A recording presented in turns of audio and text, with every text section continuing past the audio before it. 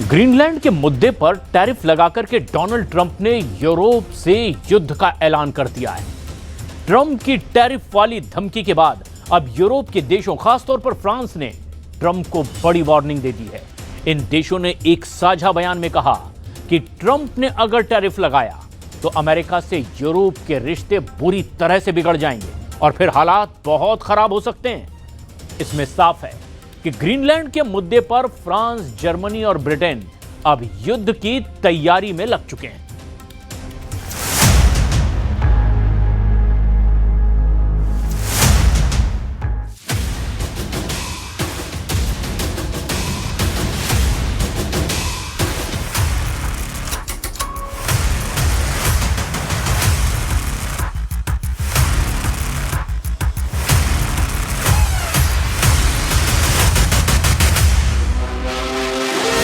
2026 में Donald Trump और Vladimir Putin का एजेंडा साफ है। बर्फीले वॉर जोन में ज्वालामुखी फटने का अलार्म बजने लगा है। 2026 में डोनाल्ड ट्रंप चाहते हैं पूरा ग्रीनलैंड और 2026 में व्लादिमीर पुतिन चाहते हैं आधा यूक्रेन। क्या है 2026 को लेकर दोनों लीडर्स का बहुत ही खतरनाक प्लान?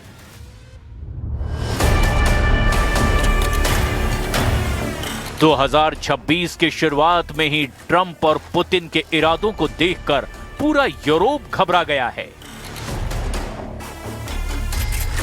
मैक्रों, मर्ज और मेलोनी अब जेलेंस्की को नहीं, पहले यूरोप को बचाने की सोच रहे हैं, क्योंकि ट्रंप ने डेनमार्क के ग्रीनलैंड को उसी तरह निगलने का प्लान तैयार किया है जैसे पुतिन ने यूक्रेन में ऑपरेशन डॉनबास चलाया है।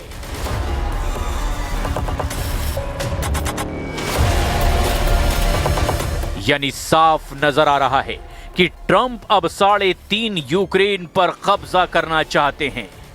3.5 यूक्रेन यानी ग्रीनलैंड।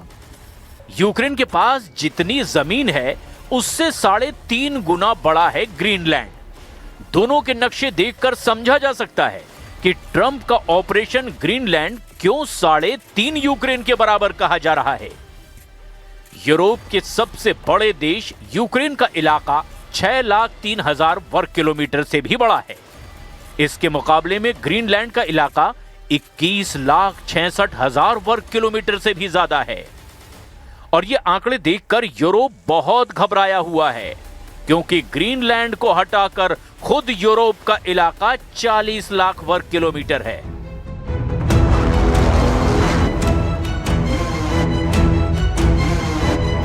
दोनों ही इस वक्त दुनिया के सबसे बड़े वॉर जोन बन चुके हैं।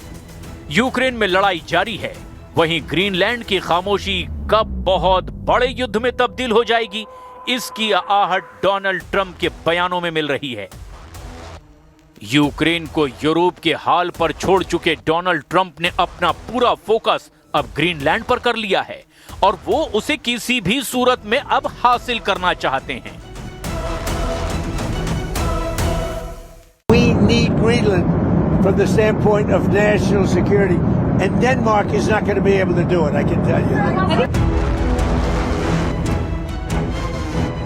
डोनाल्ड ट्रंप ने ग्रीनलैंड के मुद्दे पर यूरोप को सजा देनी भी शुरू कर दी है। डोनाल्ड ट्रंप का टैरिफ वाला कांटा अब यूरोप को चुभना शुरू हो चुका है। ग्रीनलैंड पर यूरोप की सेनाएं पहुंच रही है। भले ही ये युद्धाभ्यास की तैयारी हो, लेकिन यूरोप के तेवर देखकर ट्रंप बिल्कुल भी खुश नहीं है। ट्रंप का टैरिफ वाला गुस्सा भड़क चुका है। ट्रंप ने ऑपरेशन ग्रीनलैंड का विरोध करने पर अपने मित्र देशों पर ही टैरिफ बम फोड़ दिया है। ट्रंप ने सबसे पहले डेनमार्क पर 10% टैरिफ लगाया, जो 1 फरवरी से लागू होगा। ट्रंप का टैरिफ बम वाला गुस्सा यहीं नहीं रुका, उन्होंने यूरोप के सबसे ताकतवर देशों पर भी टैरिफ बम लॉन्च कर दिया है।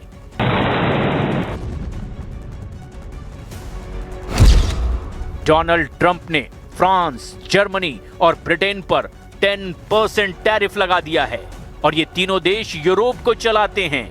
इनकी अर्थव्यवस्था ही पूरे यूरोप को कंट्रोल करती है। ट्रंप का टैरिफ बम वाला गुस्सा यहीं नहीं रुका, उन्होंने इस बम से यूरोप के कुछ देशों को भी घायल कर दिया है।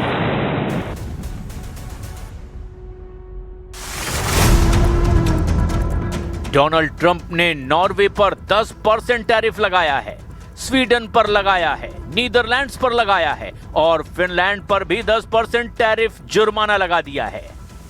लेकिन डोनाल्ड ट्रंप ने टैरिफ बम की ताकत और बढ़ाने की धमकी दे दी है, यानी वो यहीं नहीं रुकने वाले। ट्रंप ने यूरोप पर टैरिफ धमाका करके ये बता दिया कि अगर यूरोप बैकफुट पर नहीं आया तो 1 जून से 10% टैरिफ 25% वाले जुर्माने में अपडेट कर दिया जाएगा। यानी यूरोप को शुरुआती 10% टैरिफ वाली सजा देने के बाद ट्रंप ने 4 महीने की मोहलत दी है। इन सब के बीच यूरोप सवाल पूछ रहा है कि इटली पर टैरिफ क्यों नहीं लगाया गया। ये ट्रंप और मेलोनी की ऐसी केमिस्ट्री लग रही है जिसमें ग्रीनलैंड के मुद्दे पर यूरोप से गद्दारी की बू आ रही है। L'attenzione che la presidenza americana attribuisce, come vi ho detto molte volte, alla Groenlandia e in generale all'Artico, che è una zona strategica nella quale chiaramente va evitata una eccessiva ingerenza di attori che possono essere ostili. पूरे Europe में इस वक्त Trump के इरादों को लेकर हड़कंप मचा हुआ है। ट्रंप ने यूरोप के साझेदारों को अब अपना दुश्मन बना लिया है। याद कीजिए, अलास्का में पुतिन से मिलने के बाद ट्रंप ने व्हाइट हाउस में यूरोप के साथ मीटिंग की थी। डोनाल्ड ट्रंप नेटो और यूरोप के दिग्गज नेताओं और जेलेंस्की के साथ बैठे थे। मुद्दा यूक्रेन का था, लेकिन अब सबको एहसास हुआ है कि ट्रंप तो ग्रीनलैंड वाला कॉरिडोर तैयार कर रहे थे।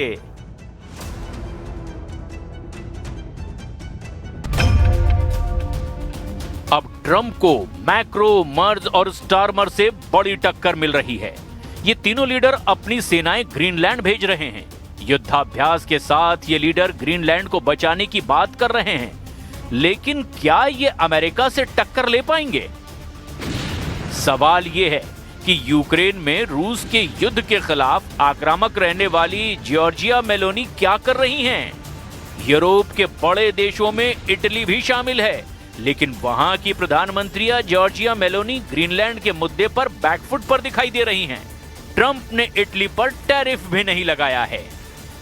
Ho sempre detto e sono convinta di questo, che io considero molto difficile, ecco, un intervento di terra, diciamo, militare sul tema della Groenlandia. Io credo che la questione sia politica e credo che politicamente verrà risolta.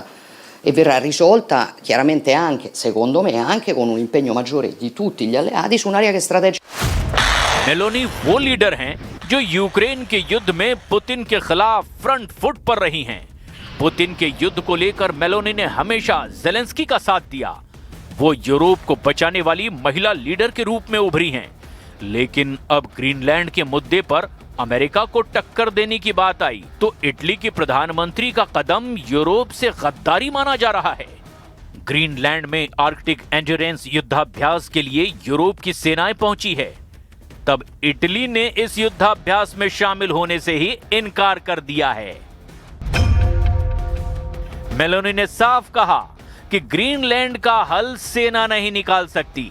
Greenland में युद्धाभ्यास से लेकर जो भी फैसला हो वो NATO के हिसाब से हो, और नेटो में अमेरिका भी शामिल है, जबकि अमेरिका युद्धाभ्यास आर्कटिक एंड्योरेंस में शामिल नहीं है।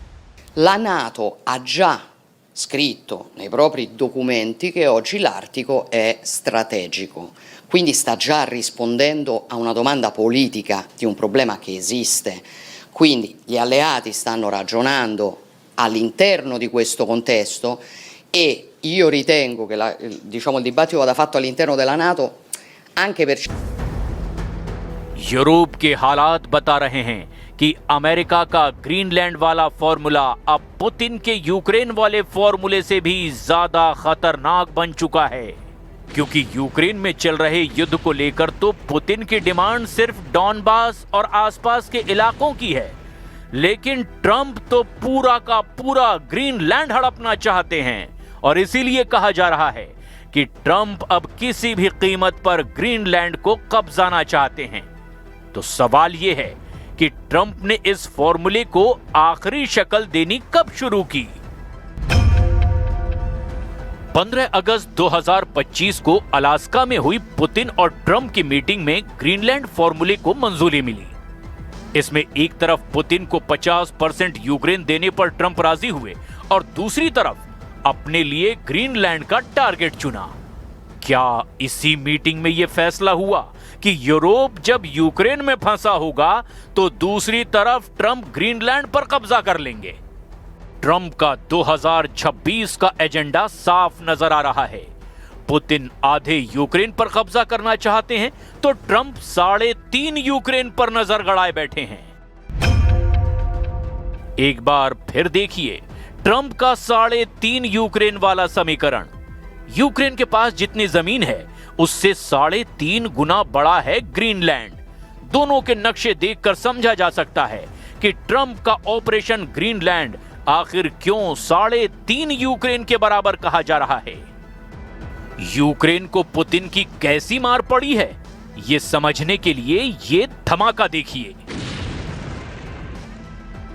यह धमाका पश्चिमी यूक्रेन के लीव शहर में हुआ। यूक्रेन के एक राष्ट्रीय स्मारक के पास पुतिन का ड्रोन फटा। पुतिन का मैसेज बिल्कुल साफ है कि अब ना पूर्वी यूक्रेन बचेगा ना पश्चिमी यूक्रेन। इस वक्त यूक्रेन बहुत बड़े संकट में है। ज़ेलेंस्की के पास अब युद्ध लड़ने का कोई जरिया नहीं बचा। उनके शहर अंधेरे में डूबे हुए हैं क्योंकि पुतिन के ड्रोन और मिसाइल उन ठिकानों को टारगेट पर ले रहे हैं जहां से बिजली सप्लाई होती है। -10 डिग्री सेल्सियस में लोग ठिठुर रहे हैं और उनके घरों को गर्म करने के लिए बिजली ठप पड़ी हुई है। क्या ग्रीनलैंड में भी ऐसा ही अंधेरा छाने का खतरा है? और फिर अमेरिका की फौज भी ऐसी ही अपना झंडा फहराएगी जैसे रूस ने यूक्रेन की जमीन पर फहराया है। ग्रीनलैंड के लिए हालात बहुत गंभीर होने जा रहे हैं और ये वार्निंग बार बार डोनाल्ड ट्रंप दबे शब्दों में दे रहे हैं।